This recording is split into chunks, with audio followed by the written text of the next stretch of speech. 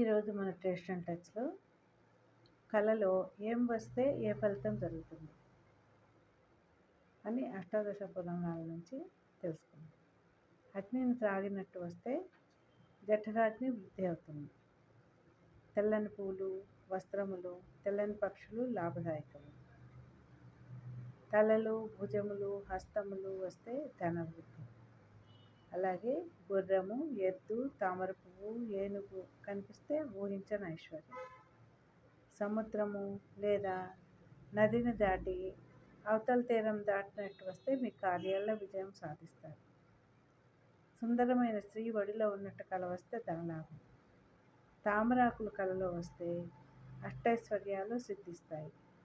అట్టి శుభస్వప్నము కన్నవారు మేల్కొని ఆపై నిద్రింపక స్నానాదులతో శుచి అయిన వారితో పంచుకుంటే మరింత త్వరితంగా ఫలితాన్ని పొందుతారు.